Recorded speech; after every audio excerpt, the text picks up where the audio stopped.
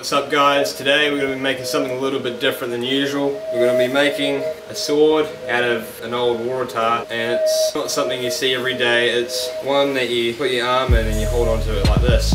I saw a similar kind of thing online when I was looking for ideas, and it had a handgun here, so you stab a zombie or whatever and then you shoot it.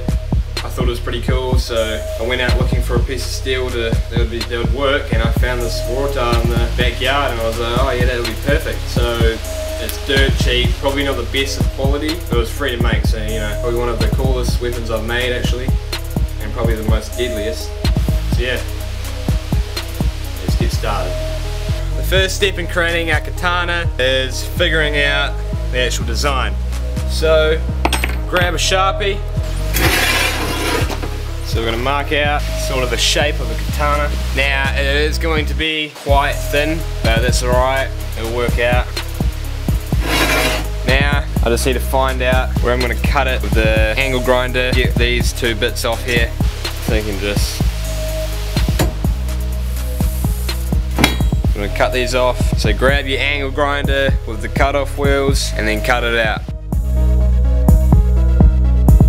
So you might want to tape it down a bit better than I did.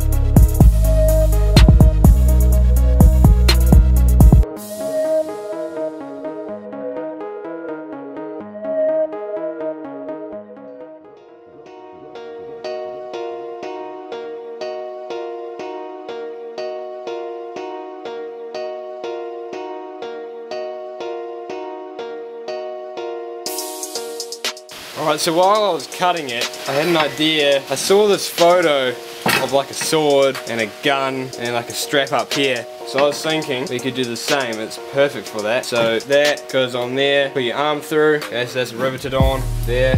Then we can have like a handle or something to grip onto, and you got a sword like attached to your arm.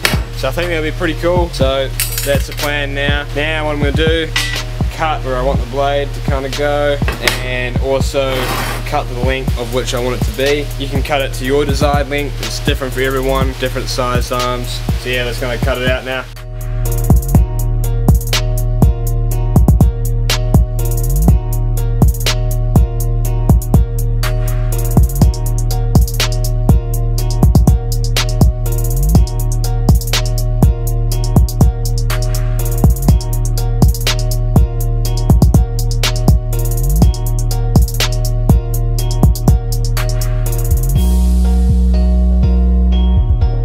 Okay, now I hated that tip I put on it, so I decided to design it more like I did the zombie knife.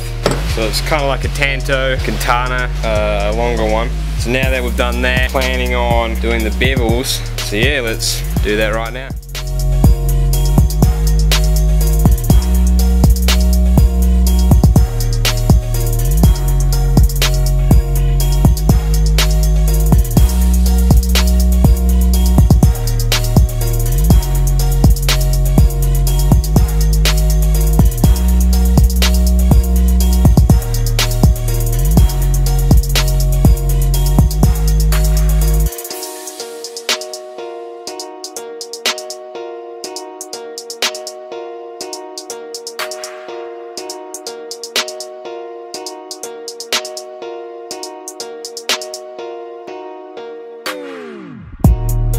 Okay, so as you can see, finished the bevels, kind of cleaned it up a little bit. I just realized I can't heat treat it at the moment because this doesn't actually fit in the pizza oven, which isn't good. So I'll have to make a forge. That might be a future video. Because as you can see, it's, I don't know if it's still hardened.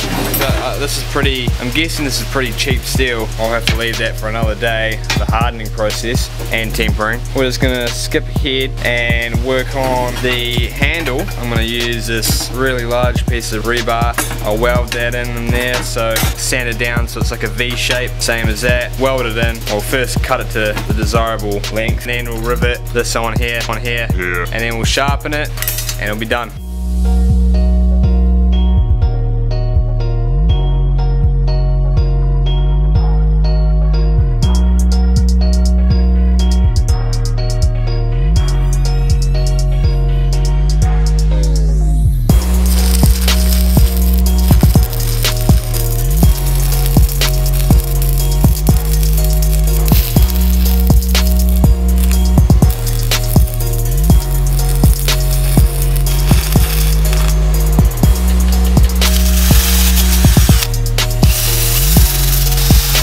Alright, so I've welded the handle on, as you saw before. I've rounded off the edges on the belt sander so I don't stab myself. Now we're going to rivet on the hose clamp so our arm stays on the actual support beam. I quite like the Waratah lettering. Might have to call it the Waratah sword or whatever. 2 hours later. Okay, so that drill bit was taking ages to drill through that. So instead, I made this up. Just a ring from the offcut of steel. So I made it out of one of these. Right, pretty simple. Just put it in the vise and then curve it around. Well, now we're gonna weld it on there. So make sure you can hold on to the handle from it being here and it's nice and comfortable. You know, I've got the right spot. I've marked it out. Now I'm just gonna weld it on.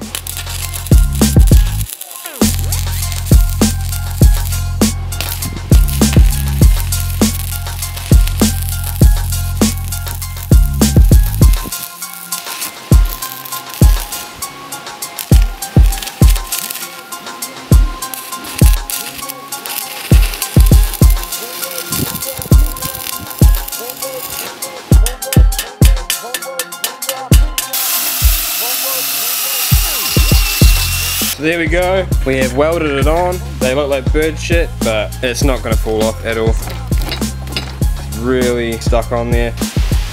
Alright, so now we are pretty much done. I'm not going to show you how to sharpen it because I want to harden and temper it before I sharpen it, because if the edge is too thin, it will probably melt. So if you really want to learn how to sharpen it, go to my zombie knife build. I'll show you how to sharpen it one way there, or you can go to my throwing knife one. I also show you how to sharpen it a different way, so that's 2 different ways to sharpen it. One takes a really long time, the other is really short. So if you want to go check out those videos, they'll be in the description of this one.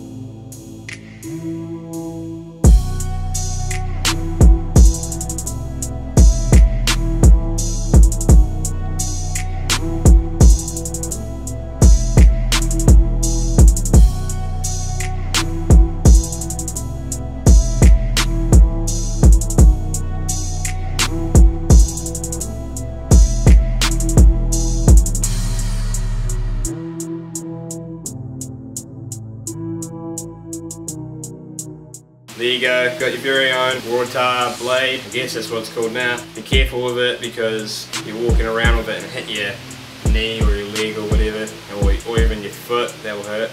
Really solid, you're not going to break it. Definitely make sure you heat treat it, so much better. I just can't do it right now, unfortunately. That's alright, very cool, I'm proud of it. I hope you're proud of it as well. If you have any suggestions for any other weapons, please comment down below on what you want to see me make. I'll make it, I'll try to make it, do my best. If you enjoyed today's video, you know what to do. Share with your friends and family. And your girlfriend or your boyfriend, they'll love to see my video. I'm sure of it. So share it with them. If you don't have a boyfriend or girlfriend, share it with your crush then. Yeah, share it with your crush. Yep. That's a good idea. They'll love to see my video. You should share it with them. Yep. But for real though, just share it. Let everyone know about the Waratah sword.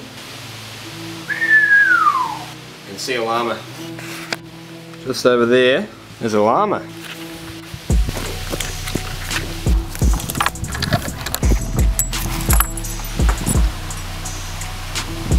It's a llama. Maybe it's an alpaca. Hello there. Well, the llama didn't want to say goodbye, so I'll have to say goodbye. Thanks for watching, and I'll see you in the next one. Later.